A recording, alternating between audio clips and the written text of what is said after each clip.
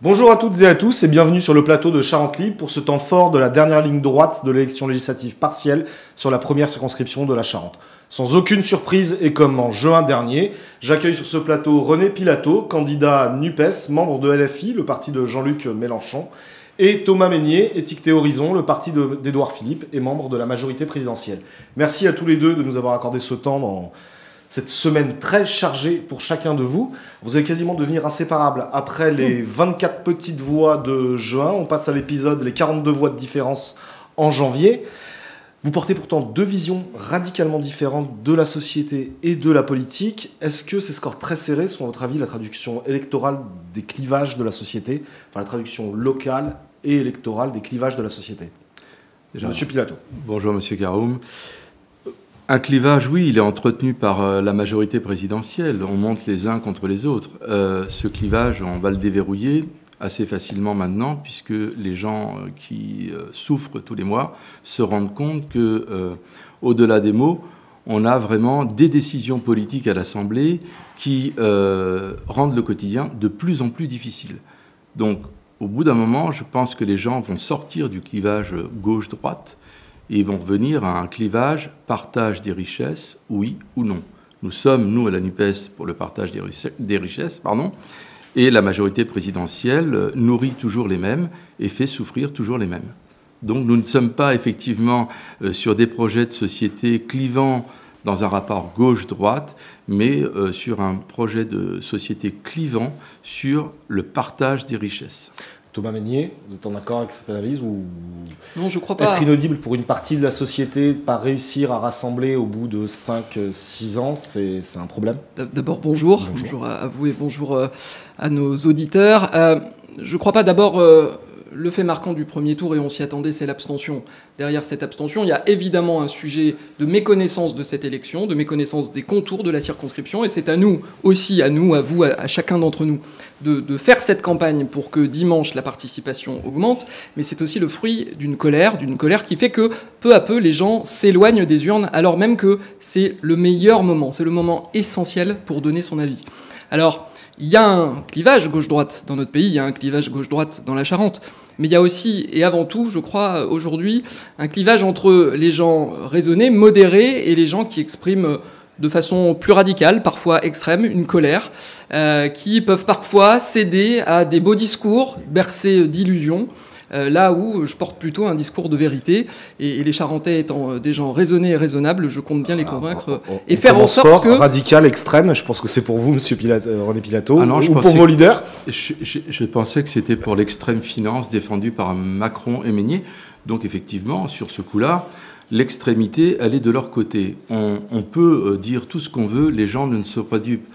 7 à 8 Français sur 10 sont contre la réforme des retraites parce qu'ils n'en peuvent plus et ils veulent profiter un petit peu de leur vie, de leurs emprunts, de leurs petits-enfants, de s'investir dans les associations. L'extrême finance, c'est pousser les gens au suicide. C'est pousser les gens à la misère parce qu'on veut donner toujours plus à quelques-uns. Donc l'extrême finance, je pèse mes mots, c'est du côté de M. Macron et de M. Mesnier qui a voté pendant un quinquennat toutes les voix, toutes les votes, tout ce qu'a fait M. Macron pour pourrir la vie des gens. Donc à partir de là, on peut parler, s'envoyer des mots à la figure, extrême, 93% des actifs aujourd'hui refusent cette réforme des retraites. Je pense que quand on parle de clivage, il est là le clivage. Partage des richesses, ou pas. Monsieur Mesnier, vous voyez comme le candidat de l'extrême finance? Non, mais alors pas du tout. Mais d'abord plusieurs choses. Enfin, c'est pas cette élection qui va jouer le vote ni des équilibres de l'Assemblée nationale, ni le vote de la réforme des retraites. Il est juste insensé de le laisser croire. Et puis après, me dépeindre comme le député de l'extrême finance me fait assez sourire. On me reproche d'avoir voté les lois pour lesquelles j'avais pris des engagements, pour lesquelles j'avais été élu en 2017. C'est bien, je crois, ce qu'on attend d'un député, d'un candidat qui prend des engagements et qui les tient une fois qu'il est élu. Ensuite, l'extrême finance. Monsieur Pilato, vous ne voulez plus voir de riches. Moi, je voudrais avant tout voir de moins en moins, et progressivement, je ne voudrais plus voir de pauvres. Monsieur Pilato, quand je vote plus de budget pour l'école, le dédoublement des classes, comme à Angoulême, à Soyaux dans les quartiers. Quand je vote plus de moyens pour la police, pour notre justice, avec plus de postes au palais de justice à Angoulême, quand je vote plus de moyens pour l'hôpital, pour notre système de santé, et que parfois même je m'oppose au gouvernement pour répartir mieux, davantage, les médecins sur le territoire. Vous pensez que je le fais pour les ultra-riches ? Sincèrement, j'ai fait le choix, en finissant mes études de médecine, de l'hôpital public et des urgences. C'est là qu'on traite les urgences, qu'elles soient vitales, ou les urgences, qu'elles soient sociales. Je les connais. Mais dans ce pays, et malheureusement en Charente aussi, on met, c'est un fait, 6 générations à sortir de la pauvreté. C'est un travail de longue haleine. C'est ce qui fait que, pour réformer le système de santé, pour améliorer notre vie à toutes et à tous, je me suis engagé en politique voilà 6 ans, parce que je me suis dit que si ma génération ne le faisait pas, qui d'autre le ferait à ma place? Et donc, oui, ça prend du temps, oui, c'est difficile. Et on n'a pas été gâté par les crises ces derniers temps. La crise des Gilets jaunes, la crise du Covid, pandémie mondiale, maintenant la guerre aux portes de l'Europe et de l'Ukraine, enfin avec l'Ukraine.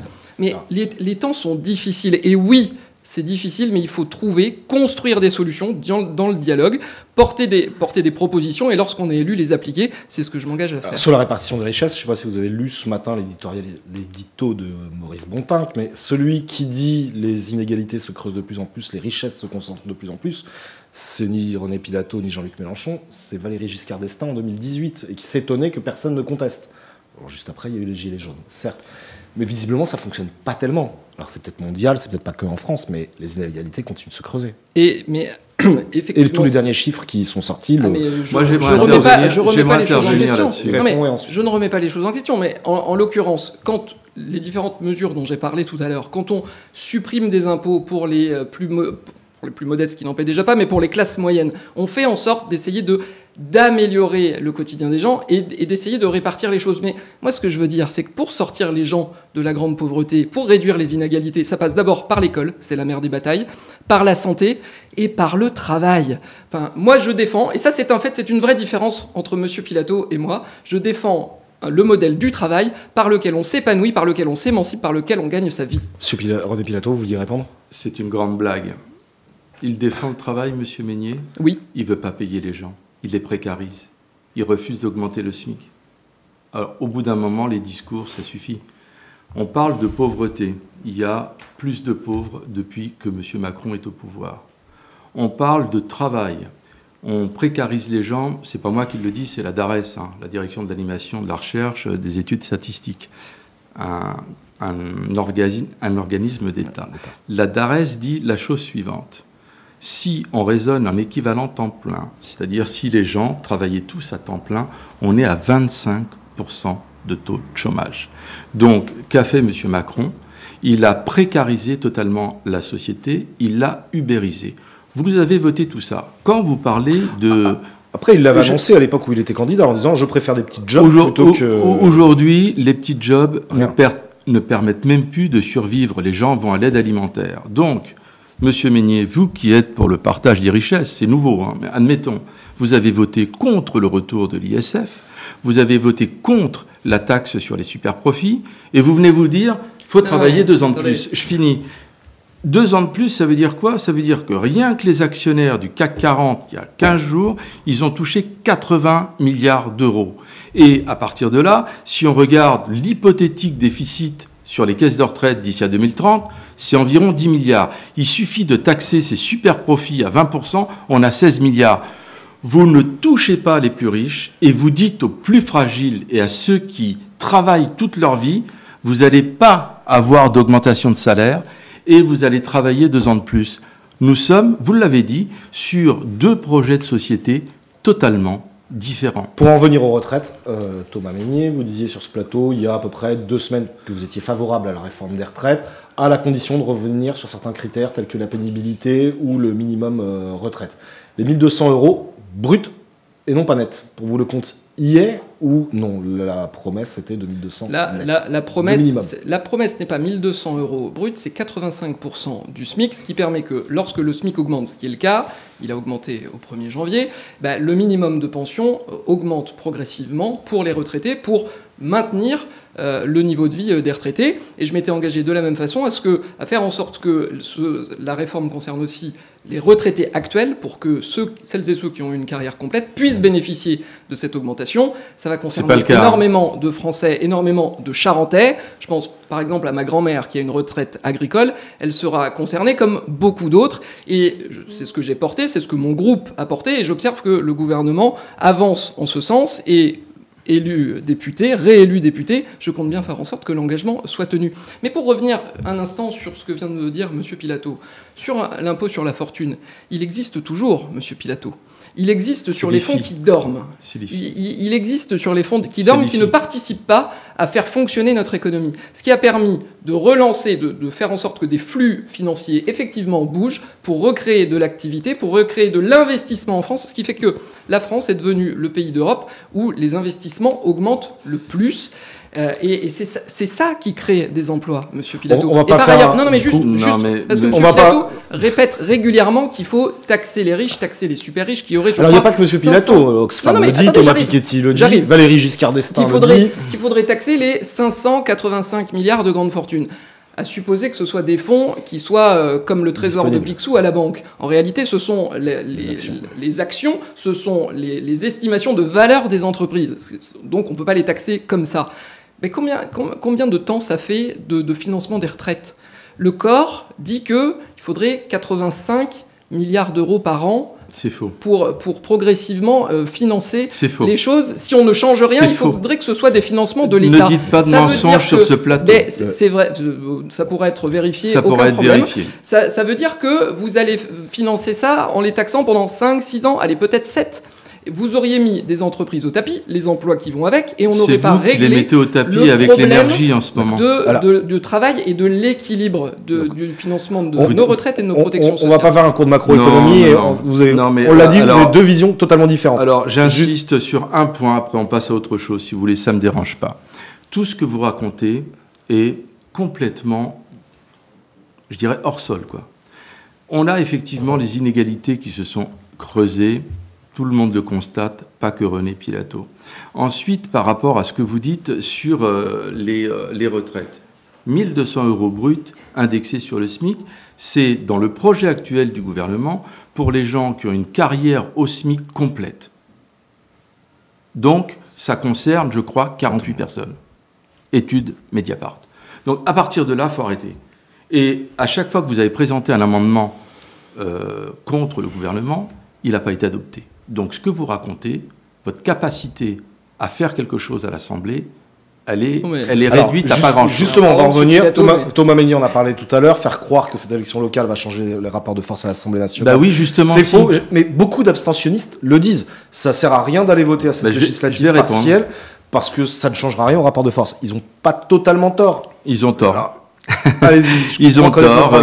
Je peux vous dire qu'un amendement contre l'avis du gouvernement dans la nuit du 1er au 2 décembre est passé à 41 voix pour et 40 de la majorité présidentielle contre. La majorité relative de Macron oblige tous les députés actuellement à être à l'Assemblée. D'ailleurs, ceux qui cumulent les mandats, on se demande comment ils ont fait.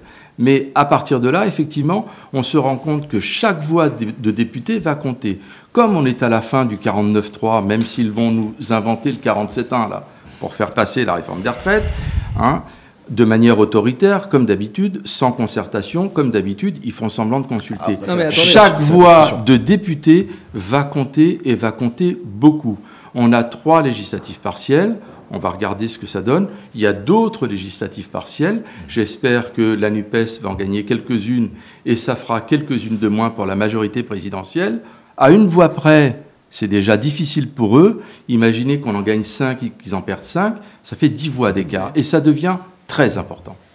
Non mais on ne peut pas s'offusquer de l'utilisation du 49.3 quand on le provoque soi-même. C'est-à-dire que quand on est dans l'obstruction permanente. Quand même, sur le projet de loi de financement de la sécurité sociale à l'automne, on a eu un travail de concertation multi-partisan, vraiment, en travaillant avec tout le monde. Au dernier moment, alors qu'on était arrivé, je suis dans la commission des affaires sociales, on est arrivé au moment du vote, la NUPES a changé de braquet, a finalement fait rétropédaler et fait voter contre l'amendement qu'elle avait participé à écrire. Soyons raisonnables. C'est le blocage, c'est votre blocage qui induit le 49.3, et ce sont les 75 000 amendements déjà annoncés de la France Insoumise sur le projet de loi retraite qui font que ça détériore le débat, que ça ne permet pas un débat serein et apaisé sur ce texte et sur tous les autres. Mais au-delà de ça, parce que tout le monde a bien compris que ça ne changera rien aux équilibres politiques de l'Assemblée nationale. Nous verrons. Nous verrons. Moi, je crois que nous ne le verrons pas. Et d'ailleurs, j'espère d'abord et avant tout, pour la raison que je vais évoquer, que les Charentais me feront à nouveau confiance. Ce qui peut en revanche changer réellement avec cette élection, c'est l'écoute de la Charente à Paris. J'ai construit depuis 6 ans des rapports avec le gouvernement, avec effectivement des ministres, les administrations. J'ai des relais à l'Assemblée nationale avec les représentants économiques, associatifs ici, qui font que pour bon nombre de projets, on pousse les portes à Paris et on fait du développement pour la Charente. Vous parlez, la Charente Libre, aujourd'hui, de cette fabuleuse aventure qu'est le train. Eh bien, le train, je les accompagne depuis le début. Je leur ai ouvert toutes les portes du ministère quand c'était nécessaire pour faire en sorte que ces projets aboutissent. Alors, vous avez bien vu qu'ils auront aussi besoin d'une ligne pour aller jusqu'à Limoges. Il faudra pousser les bonnes portes pour la rouvrir. Mais on continuera. On a commencé et je l'espère, on continuera. Mais c'est ça qui se joue dimanche. Dans cette élection, c'est pas la réforme des retraites, c'est un mensonge comme beaucoup d'autres. On sait que la réforme des retraites, c'est quelque chose qui cristallise les gens depuis plus de 30 ans. Mais c'est même avant 97. C'est notre problème. C'est notre problème français qui revient de façon itérative parce que à chaque fois on résout pour partie le problème en sachant qu'il faudra y revenir. Ça crispe, c'est notre crispation nationale. D'autres pays en ont d'autres, mais il faut équilibrer notre régime de retraite, notre protection sociale, faire en sorte qu'il soit pérenne pour justement éviter qu'on arrive à un régime de retraite qu'on devrait se construire soi-même, qui est le plus injuste et le plus inégalitaire. Mais ce n'est pas, encore une fois, ce n'est pas ça qui se joue dimanche. René Pilato, mardi 31, député ou pas, vous serez dans la rue ? Oui. Oui. Et j'aimerais dire que, M. Meignet, je vois aux légendes de terrain, concrètement, ils n'ont rien vu de votre action à l'Assemblée. Rien. Beaucoup de mots, rien de concret. Ça, c'est le retour du terrain qu'on a chez les élus, dans les associations et chez les citoyens. Après, vous pouvez croire à votre discours, vous pouvez utiliser la méthode Coué, ça vous regarde. Oui, le 31 dans la rue. D'accord. Alors, vous dites que les élus considèrent qu'il n'a rien fait. Alors, pas tous les élus, a priori. On a beaucoup vu cette fois les élus de la ville d'Angoulême se mobiliser autour de l'ensemble de la circonscription, de la plus grande commune de la circonscription Angoulême à la plus petite Vouzan. D'accord. Sur Angoulême, plus particulièrement, c'est qu'ils ont eu peur du péril rouge, incarné par René Pilato, pour s'investir autant. Avant, ils étaient plus timides. Non, mais je crois que c'est à la fois la reconnaissance du travail et de la relation de confiance qu'on a tissée depuis 6 ans, mais et puis justement la reconnaissance de ce qui concrètement se fait avec mon action. Les classes dédoublées à Angoulême et à Soyaux, Monsieur Pilato, les 18 policiers supplémentaires pour la circonscription, les nouveaux véhicules pour les policiers sur la circonscription, les nouveaux moyens pour le commissariat, les postes supplémentaires au palais de justice, le centre de santé aux portes du centre hospitalier d'Angoulême, les nouvelles urgences, la nouvelle pharmacie qui vont arriver, vous croyez qu'elles sont tombées du ciel ? C'est le fruit de travail, c'est le fruit de votes à l'Assemblée nationale, des votes sur lesquels à chaque fois la France insoumise s'est opposée. C'était aussi, enfin pour tous ces sujets-là, c'était aussi du rattrapage. Les 18 de plus au commissariat, c'est après des années de baisse d'effectifs, idem au tribunal, idem à l'hôpital de Girac. On est obligé d'avoir un député de la majorité pour que le gouvernement rattrape, ce qui n'est pas de votre fait, je suis d'accord. La baisse était entamée bien avant, sous les autres mandats. Mais j'ai agi pour cela, et j'ai probablement eu largement la part que la Charente aurait dû avoir. Je me suis battu pour en avoir plus, et j'ai été régulièrement écouté. Mais c'est d'un mouvement global. C'est d'un mouvement global qui, comme je vous le disais, a participé de mon engagement en politique à partir de 2016. Parce qu'il y avait eu une lente régression des services publics, de ce qui nourrit la colère des gens, de ce qui nourrit progressivement le vote aux extrêmes. Et c'est pour cela qu'il faut travailler, faire en sorte que de reconstruire tout ça, de redonner des forces pour que les gens s'y retrouvent au quotidien. Ce sont des mots, j'aimerais parler un petit peu quand même d'un temps de parole, auxquels on doit donner des solutions. Ce sont des mots, personne ne vous croit. La pénurie de médicaments, c'est vous. La pénurie de personnel dans la santé, c'est vous. La pénurie de profs, c'est encore vous. La pénurie dans beaucoup de domaines de la société, c'est toujours vous. Le chaos et la pagaille organisée, ça se sait que c'est vous. Au bout d'un moment, vous pouvez raconter tout ce que vous voulez, on ne vous croit plus. Ça a été la grande force de M. Macron de faire beaucoup de communication avec le « et en même temps ». Aujourd'hui, les gens ne mangent plus. Les gens d'un certain âge font un repas par jour. Les étudiants font la queue à l'aide alimentaire. Mais franchement, est-ce que vous connaissez vraiment l'état du pays? Moi, je me demande. Pour être autosatisfait comme vous le faites, c'est absolument... Je reste perplexe. Comment pouvez-vous croire que ça va mieux en France? Je ne sais pas, vous vous baladez un peu dans les quartiers? Vous vous baladez? Les boulangers sont en train de fermer les uns après les autres. Vous avez tout éclaté au niveau de l'énergie, vous avez tout éclaté partout dans les services publics de la société française. Aujourd'hui, même Roux de Bézieux, qui n'est pas de notre côté, c'est le patron des patrons, il demande le retour des tarifs réglementés parce qu'il sait que toute l'industrie française souffre, toutes les collectivités locales souffrent et toutes les petites entreprises souffrent. Boulanger, boucher, petite industrie, ils n'arrivent plus à payer leurs factures et vous venez me dire tout va bien, on a bien fait. Vous y croyez, c'est bien. Le constat est contraire à votre observation. René Pilato sur le constat, vous avez rattrapé votre retard. On va reparler un petit peu chiffres sur ce plateau. Dimanche soir, on en a déjà parlé, mais je vais insister. Dimanche, vous étiez seul à gauche, vous avez grappillé 3 points, vous récoltez 35%. 8 points, 3 points de retard. Vous aviez 3 points de retard au premier tour de juin par rapport à Taubigny. Là, vous êtes quasiment ex aequo. Vous êtes à 35%. Moi, sincèrement, je vous plaçais au-delà de 40 en étant seul à gauche. C'est pas ce score, c'est une déception ou pas? Ah non, pas du tout. Au-delà de 40, on ouvrait le champagne. Non, sérieusement, déjà, on est beaucoup mieux qu'en juin. On fait jeu égal dès le premier tour. Donc, à nous de convaincre les personnes qui ne veulent pas de Macron et qui ne veulent pas de M. Meignet de voter pour nous. On a un vote d'adhésion sur un projet totalement différent, c'est vrai, et on a un vote de rejet qu'il nous faut cristalliser sur la réforme des retraites et sur cette vie chère qui pourrit la vie à tout le monde. Ça, c'est notre objectif de deuxième tour, clairement. Après, on ne s'illusionne pas. Ça va être difficile, on travaille énormément le terrain, on a même annulé un grand événement puisqu'on considère qu'il faut davantage que les équipes soient mobilisées sur le terrain. C'est vraiment une stratégie qu'on a adoptée le soir des résultats. Et on va faire en sorte que l'Assemblée nationale soit affaiblie pour M. Macron et soit renforcée pour la NUPES. Je vais revenir au local quand même. Donc, j'insiste, vous étiez seul à gauche. On n'a entendu aucun des élus de gauche de cette circonscription, de cette agglomération, en dehors de quelques-uns, mais se prononcer pour vous. Jean-François Doré était en dissident au premier tour. Vous l'avez eu ou vous avez eu, je n'en sais rien, les autres? Non. Vous attendez un soutien public de leur part? Je pense qu'effectivement, les élus de gauche qui m'ont téléphoné, qui travaillent avec moi, ils se sont positionnés, on les connaît, ils ont fait des déclarations publiques. Les élus qui se disent de gauche et qui ne prennent pas position alors qu'il y a un seul candidat de gauche, je les renvoie à leur propre vision de la politique et de la gauche. Point. D'accord. Oui.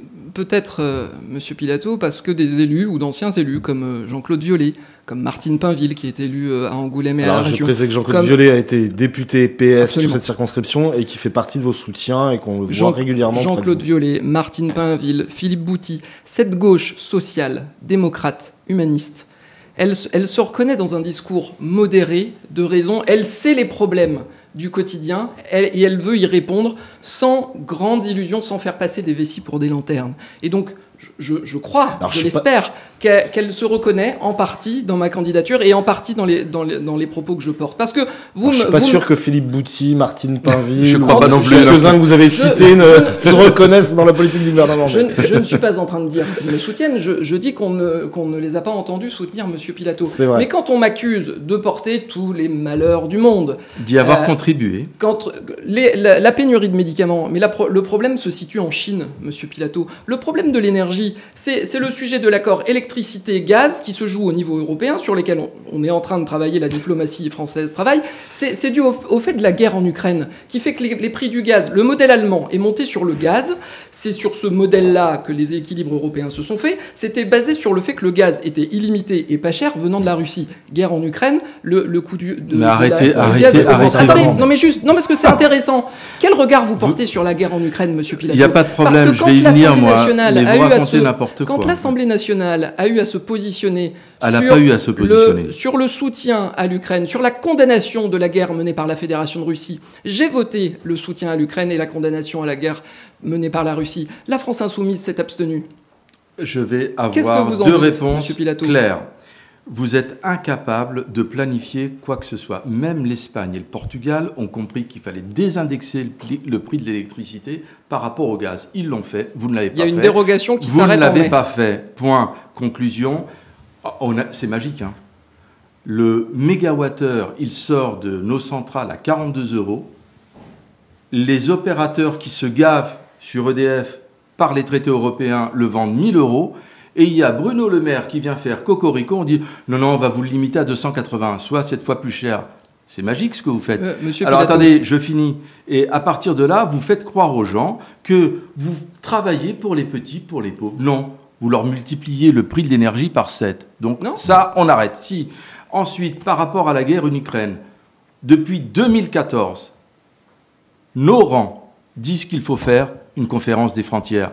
On n'a pas été écoutés. Comme le pôle public du médicament, on n'a pas été écouté. Pour la guerre en Ukraine, je suis totalement contre et je condamne l'invasion de l'Ukraine par la Russie. J'ai aucun problème avec ça. Mais alimenter la guerre en fournissant des armes sans consulter le Parlement, excusez-moi de vous dire que ce sont des décisions lourdes de conséquences que prend M. Macron et vous en faites partie de la majorité présidentielle et ça ne vous gêne pas, vous ne l'interpellez pas.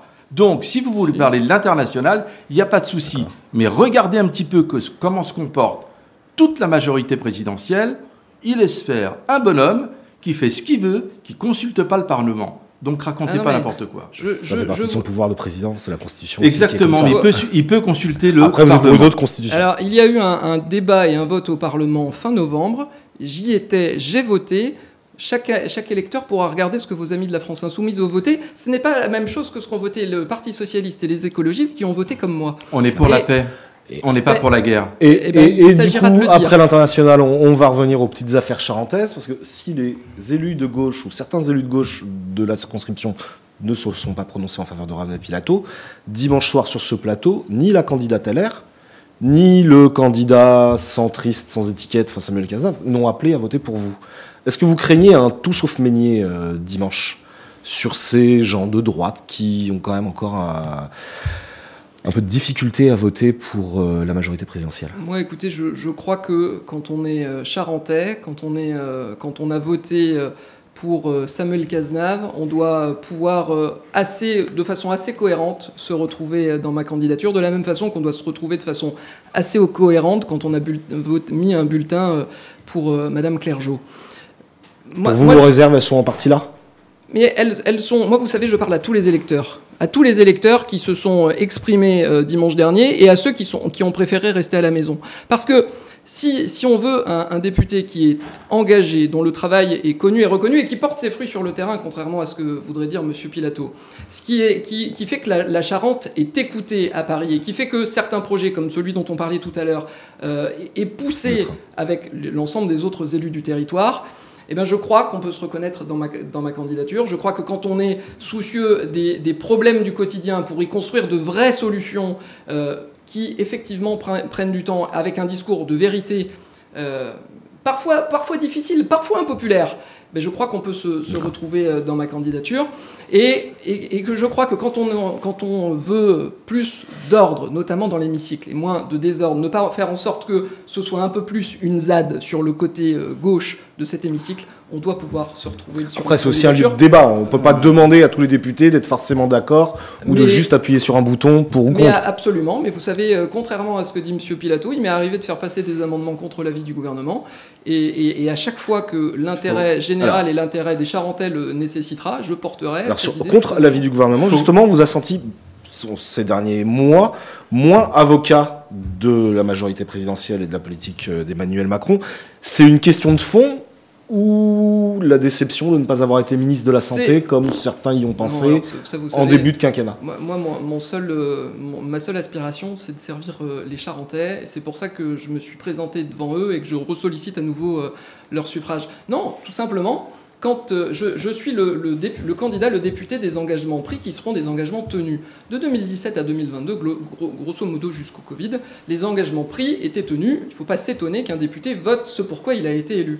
Quand parfois on s'en éloigne, ben je sais avoir cette voix qui rappelle les engagements pris pour faire en sorte qu'ils soient tenus. Et c'est pour ça que j'ai porté cette voix que vous avez qualifiée de dissonante à l'automne, mais je continuerai de le faire autant que de besoin. D'accord. Vous vouliez répondre? Si vous êtes député, vous taperez sur votre pupitre et hurlerez? Non, mais quelque part c'est très intéressant puisque effectivement la pagaille, elle est dans la vie des gens, elle est dans les écoles, elle est dans les lycées, elle est dans les universités. La pagaille, vous l'organisez méthodiquement tous les jours dans la vie des Français. Mais je veux revenir sur effectivement cette image des gens qui mettent la pagaille, qui ne sont pas d'accord. Monsieur Meignet, les invectives à l'Assemblée nationale sont des deux côtés, de tous les côtés. Et effectivement, je suis plutôt du genre à, pour que le débat soit audible, à écouter et à argumenter. Donc ça, c'est René Pilato. Si je vais à l'Assemblée, je ne vais pas là-bas que pour représenter les Charentais, comme vous le dites, mais déjà les électrices, que vous n'avez pas citées, et les électeurs, j'y vais pour servir la France, pour servir mon pays, et porter la voix de ce qui se passe en Charente. Mais principalement, les votes à l'Assemblée nationale et les lois concernent tous les Français. Absolument. Ensuite, effectivement, on est la courroie de transmission, c'est ce que j'ai dit, j'aimerais être la courroie de transmission entre les Charentais et l'Assemblée nationale. Comment? Par une permanence tournante, ne pas être tout le temps sur Angoulême, mais j'en ai déjà discuté avec les maires, pouvoir tourner de mairie en mairie au fur et à mesure des mois qui passent, pouvoir rencontrer les associations justement lors de ces permanences tournantes, pouvoir effectivement rencontrer les citoyens et avoir une prise directe dans les 22 communes de la circonscription, bien sûr. Donc, les électrices et les électeurs ont un choix de société à faire. Je disais tout à l'heure qu'un député de plus ou de moins, ça compte beaucoup en ce moment. Ils ont un choix de société à faire sur on continue à aller dans le mur parce que le réchauffement climatique, il est occulté par M. Macron. Quand même, l'État a été condamné 2 fois pour inaction climatique. Ça ne le dérange pas. On continue le grand déménagement du monde. Question de forme et de fond, pendant que... Et je finis. Et donc, l'autre projet de société, c'est, et j'y reviens, le partage des richesses, un monde plus juste et donner un espoir à nos étudiants. Aujourd'hui, Parcoursup, c'est la grande pagaille. C'est le stress pour beaucoup de collégiens qui, dès la 3e, ne peuvent pas se tromper de lycée. Sinon, ils sont sur une voie et ne peuvent pas changer d'avis. Et c'est beaucoup de stress pour nos lycéens qui, arrivés en université ou en post-bac, s'ils ont eu le 8e vœu dans leur tête qui n'est pas classé, eh bien, ils abandonnent leurs études. Et dans la santé, justement, il y a 30% d'abandon parce que Parcoursup a mis une énorme pagaille. Donc la pagaille, c'est vous et c'est certainement pas nous. On a beaucoup parlé de vos deux camps, mais alors, justement, sur cette opposition... Pendant que vos troupes ou vos rangs font beaucoup de bruit à l'Assemblée nationale ou médiatiquement, et pendant que le vôtre passe beaucoup de temps à dénoncer les outrances supposées ou réelles de l'ANUPS, est-ce que finalement le grand gagnant, ce ne sont pas les 89 députés du RN, dont on entend beaucoup moins parler d'un côté comme de l'autre, et qui peuvent, eux, avancer tranquillement? Monsieur Macron, qui devait être le rempart contre le RN, a fait monter le RN de manière magistrale, avec effectivement des chaînes médiatiques, non pas ici, mais nationales, qui ont permis à M. Zemmour, il a eu une tribune pendant 2 ans pour porter des propos racistes, pour porter des propos très très durs contre beaucoup de Français qu'il a stigmatisés. M. Macron a laissé faire. Il a laissé monter le Rassemblement national pour ne pas se retrouver face à Jean-Luc Mélenchon. Il a eu Marine Le Pen. Ça s'est bien déroulé pour lui, mais tout ça s'est orchestré. Donc, quelque part, le Rassemblement national aujourd'hui doit se positionner clairement pour ou contre M. Macron. Il doit se positionner clairement. Est-ce qu'il sert d'appui à la majorité présidentielle parce que tous les votes sur l'économique qui, effectivement, durcissent le quotidien des Français, ils les ont votés avec vous. Non, mais Thomas Mesnier. Il y a effectivement 3 gros blocs. Alors, je ne vous fais pas le procès d'être complice du Rassemblement national. Non, mais il y a effectivement 3 gros blocs à l'Assemblée nationale après les élections de juin dernier. J'observe que il arrive que certains blocs votent ensemble, effectivement, parce que l'opposition de Marine Le Pen et du groupe Rassemblement National, quand elle considère que quelque chose est positif, il leur arrive de le voter avec nous. De la même façon que quand le Parti Socialiste, les écologistes trouvent que quelque chose va dans le bon sens. Vous parliez d'écologie, Monsieur Pilato. On a un texte sur les énergies renouvelables. Eh bien, le Parti Socialiste, les écologistes l'ont voté avec la majorité, là où la France Insoumise ne le fait pas. Alors on peut être dans la colère, dans l'exposé de problèmes, dans cette espèce de théorie permanente de l'effondrement. Mais on peut aussi trouver des solutions et de la construction. C'est ce qu'on a fait avec certains membres de la NUPES, le Parti Socialiste, les écologistes, parce qu'ils sont constructifs, parce qu'ils veulent trouver des solutions. Je vais vous poser une question. C'est dans cette façon de faire, dans cette façon de travailler, qui est celle que je tiens à l'Assemblée nationale, mais qui est celle que je tiens aussi en Charente, que je souhaite avancer. Je vais vous poser une question, si je peux, toute simple. 2030, c'est pas René Pilato, 2030, on nous prévoit 45 jours de température létale en France. Quelle est votre planification ? Mais la planification, Monsieur Pilato... Température létale, ça veut dire que pendant 45 jours, vous ne pouvez pas sortir, sinon vous mourrez. Donc vous devez rester chez vous, dans les passoires thermiques que vous n'avez pas rénovées. Et effectivement, comment vous allez protéger les gens dans les EHPAD, et ainsi de suite, puisque à 45 jours de température létale, les centrales nucléaires françaises vont être à l'arrêt, on ne pourra plus les refroidir. Qu'est-ce qu'a prévu votre majorité présidentielle pour protéger les gens ? Vous voyez, M. Pilato, vous recommencez. Vous faites peur aux gens. Température létale. Non, vous parliez de discours de vérité. Vous parliez de discours de vérité. Les gens vont mourir en 2030. Mais, non, j'ai pas dit ça. J'ai dit. Mais M. Pilato, mais laissez-moi vous finir. Vous parlez de discours de vérité. En v'là un. Ne l'occultez pas. Laissez-moi Quelle est la planification ? Mais laissez-moi répondre, M. Pilato. La planification, c'est-à-dire que quand on vote une loi sur le logement, dans le quinquennat précédent, qui fait en sorte qu'un certain nombre de logements ne puissent plus être loués, 2000 sur 300 000. Quand ils ne sont pas rénovés, parce que ça monte en puissance, Monsieur Pilato. Eh ben, on avance quand on a une loi de planification pour justement accélérer le déploiement des énergies renouvelables. Que les partenaires du Parti Socialiste et des écologistes votent. Ce ne sont pas des mots, ce sont des votes, Monsieur Pilato. Eh bien, on y travaille. Nous ne sommes pas dans l'incantation, nous sommes dans le travail sérieux, la construction de compromis pour avancer, pour trouver des solutions. Vous n'avez aucun projet de société. 2 petites questions beaucoup plus légères. On va conclure. Thomas Mesnier. Quel est votre héros de BD préféré ? C'est le 50e festival de la BD cette semaine à Angoulême. C'est un des temps forts du territoire. J'ai présenté ma thèse en m'appuyant sur son image, Spirou. Il est toujours au service de ses concitoyens.